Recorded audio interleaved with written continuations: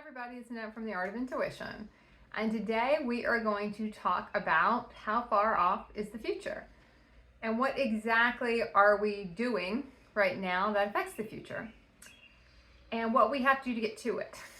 Now that might sound a little mundane, but I think it is probably one of the most misconstrued concepts, in all of science. It really is the future. It's time in general, really. And how we affect the future and how we change our future and how we continually shift our future. And it doesn't turn out the way we thought it was going to from our human perspective, and why we'll start something and then we get to where we thought we were going to be with it and it didn't turn out the way we thought it was going to turn out. Because it's always going to be the consciousness we create from that's going to create it. So anything that we're experiencing now, we already created with our consciousness, so many minutes ago, so many weeks ago, so many days ago, so many months ago, so many years ago, depending on how conscious we are about what we're creating. Time is not time is not a linear, it's not a linear line. There's no such thing as here and then I'm here and this was my past. It is not as linear as, I did a whole thing on different types of time travel and different types of, based on different movie genres. Probably a couple years ago. We talked about, the Back to the Future, where it's more of linear. We talked about a lot of the X-Men will do the projecting your consciousness forward. They did that in one of their movies. There was another one I can't even remember, which one that one even is anymore. Those are the two I remember the most. So when we're talking about how far off is whatever we're dreaming about creating, we have to keep in mind that we are the people that are creating it. We're not waiting on someone else to create it. We're not waiting on someone else to show up and give us the ingredients to create it. It's our future, it's our responsibility. It's what we're trying to create.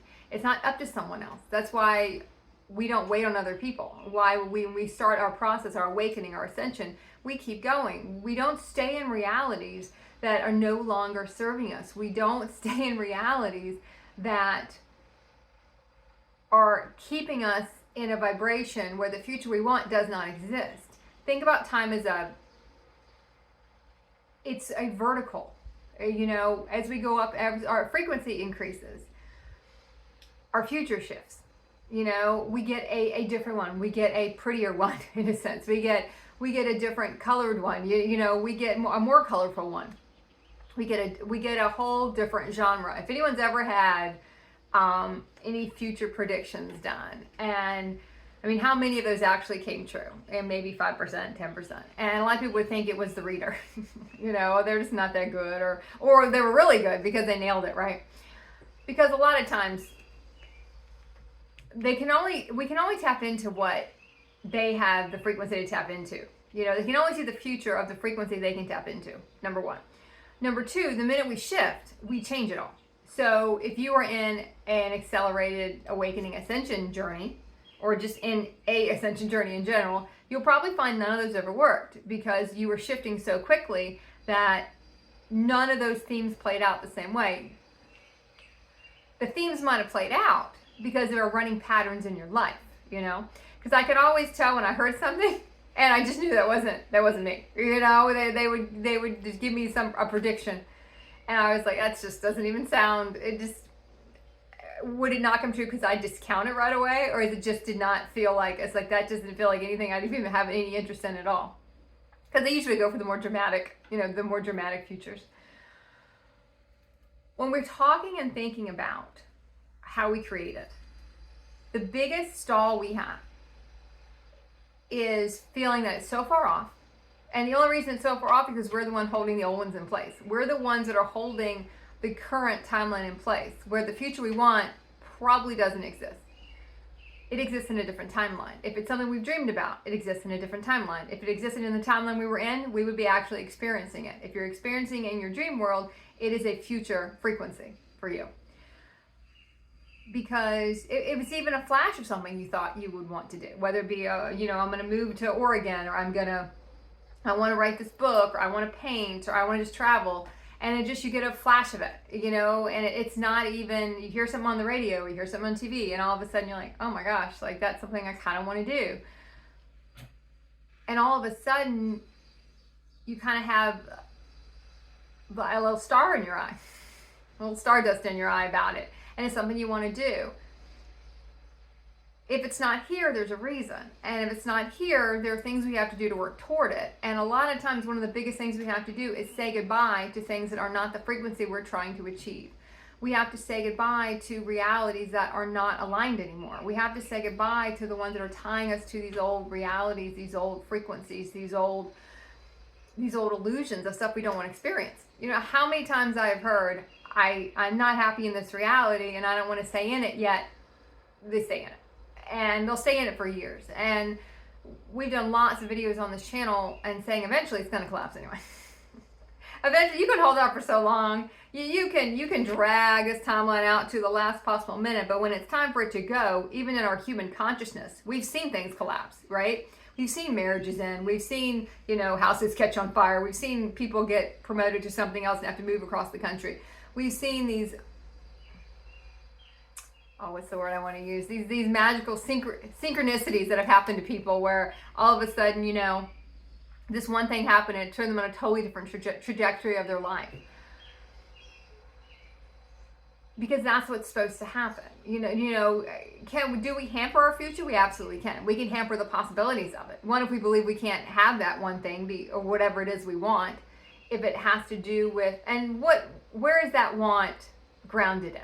Is it a human want? Is it something that's going to feed my human psyche? Is it something that's going to fuel my human ego? Is it something that's going to fuel my soul?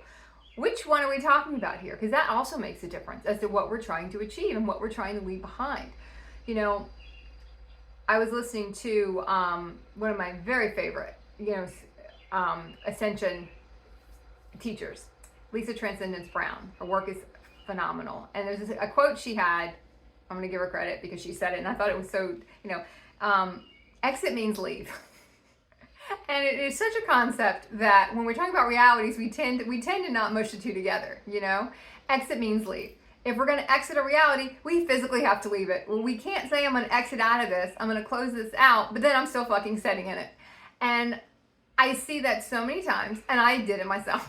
So I'm not judging the people who do it because I did it. Oh, I'm going to exit this, but then I'm still sitting in the same thing. If we haven't physically left it behind, we're still in a way sitting in it. And we have to look at why, especially if it's one that we want to exit. Why are we still sitting in it? What is the reasoning we have? What is the program we're running as to why we have to sit in it? What are we delaying down the road to where not only are we going to have to get a push into one direction or the other, but we're going to get catapulted into one direction or the other. Because we waited so long to get moving that by the time we start moving, we've limited, in a sense, how much we have to get done in a certain amount of time. That's why when things start to collapse on us, and even in our human realities, things collapse. We didn't realize it's what it was. We were like, oh, life changes, nothing stays the same. All the tropes people would say.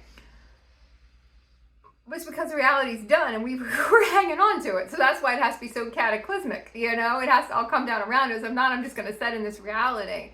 I've always said humans are going to set in a reality no matter how miserable it is, as long as they can huddle together in that reality, because they don't want to move on. We are not a moving on species. And it was always funny to me when I would talk to anyone who said how much they love change and how much they love to move around and they thought change was great. And I challenge that when we're talking about you're leaving behind human realities. Your realities don't look the same. And that's when we start planning our future, planning what we want, planning why we want something. Why do I want to write that book? Why do I want to make that movie? Why do I want to, own that company? It doesn't matter what it is. Why do we want it? Why do I want that person? We can go on and on and on. If that's the future we're striving for, what do we want it for? Is it for humanity? Is it for something that we can create and assist other people with it? Or is it something that just feeds what our human's going to want, which is, all about us? Is it fame? Is it notoriety? Is it money? Is it, what is it? What do we really want that future to be? And that's going to tell you what vibration that future is in. And can it survive? Can it actually come to pass based on the vibration you're in and the vibration you're going? If you're in an ascending timeline, which means you're in ascension now, which most people who aren't watching these videos, because you're only going to be attracted to the frequency of these videos if you're have some energy match to it, you know? So I always say, if you're looking for energetic matches, start calling forth those energetic matches. Start asking those people who have the same energetic signature to come forth. And they'll come forth. And then we have to look at, okay, what are we matching?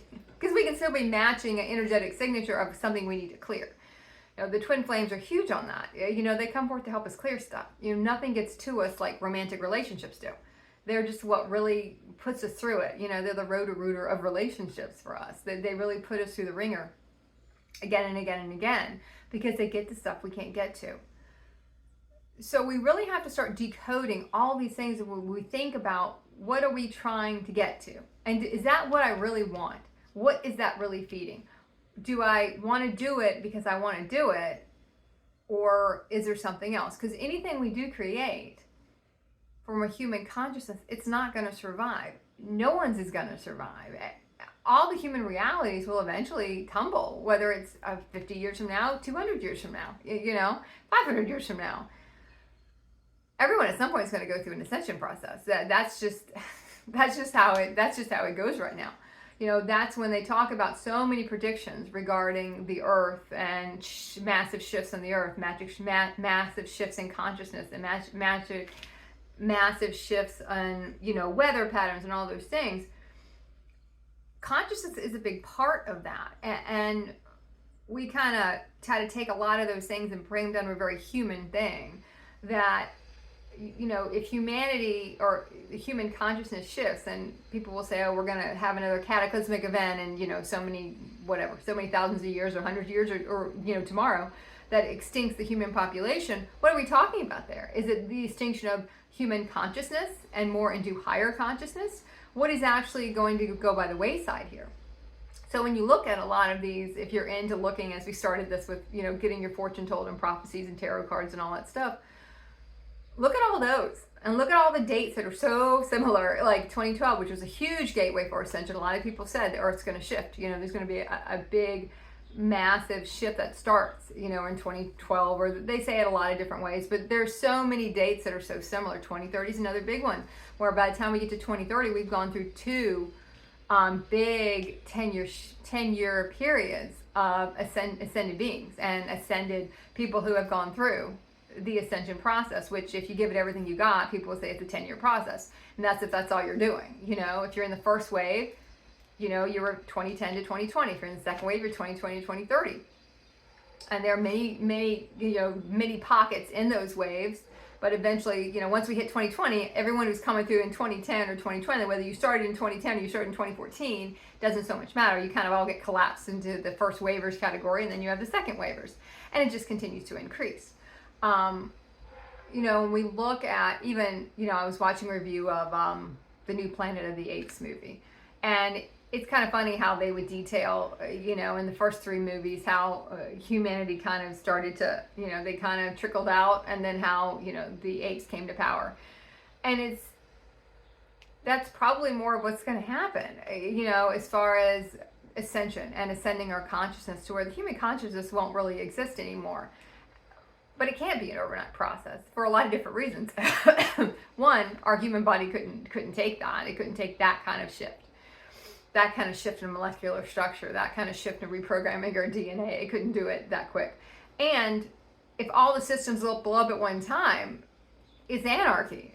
You know, there's nothing to hold it in place yet, because if there is going to be different things that come into place later in our, you know, distant, in a different frequency, then someone has to understand what that is. And if everyone's at the same exact point in ascension, then no one has the time to understand that and get that, you know, try to get that written down and decipher any issues with that plan and move forward. There's a reason why we all go through it at a different time. There's a reason why the future is not set, and none of our futures are. If anyone tells you your future is set, that's the only one they can see. It's more it's more a limit in a sense. I don't really like the word limit, but we're going to use it. We're going to allow it here. Not as a judgment, but just as an observation. It's more of a limit on what they can see than a limit on what we can do. You know, we can do whatever we want to do. It's what are we willing to exit means leave, to actually go do it. I see so many people who want to exit, you know, human realities, but then they still want to sit in the same ones. And I know I've said that probably a couple times already in this, you know, 16, 17 minute video, but it's really the truth. Because, and I did the same thing. You know, you want to take the new realities, but still live your old life. And that hampers the futures we see because they're in a different frequency. They exist in something else. They don't exist. Human realities and soul-on realities are a different frequency. They can't exist together. You know, they cannot exist together. We have to let go of the human realities and move on. And yeah, it's very challenging to figure out what soul-on realities are. It was a great comment on one of the videos I did that said, if I had the money, I wouldn't even know what to do. And I'll go through that. We don't even know what to build yet, because we haven't seen it yet and we don't understand. And there's a reason we don't get that, because we could spend a lot of time doing one thing and find out, oh, we're not going to do that. And sometimes we do. We might spend a lot of time doing one thing and then scrap it all and do something else. But that's part of the process too, to get creative, get in there, do different stuff. You know I was writing a children's book a couple years ago, and I kind of put a pin in it. And maybe in a year or so, I'll go back and finish it. But at that point, sometimes we're just at a point where we have to do certain things now because it's important. Because we're not going to have time later. The next reality we're going into, we're not going to have time to do that. I know I started writing a book about everything that had happened in my ascension process. And then after a while, I kind of felt like, I don't think I need to do that. I feel like there's enough books. People are writing enough of those. That's really not what, it was fun to write it down. And to me, it was maybe more cathartic than anything else. But when I got to the end of it, I was like, I don't think that needs to go anywhere. You know, I don't think that needs to be published. I don't think anybody that didn't feel like I was supposed to do anything with it.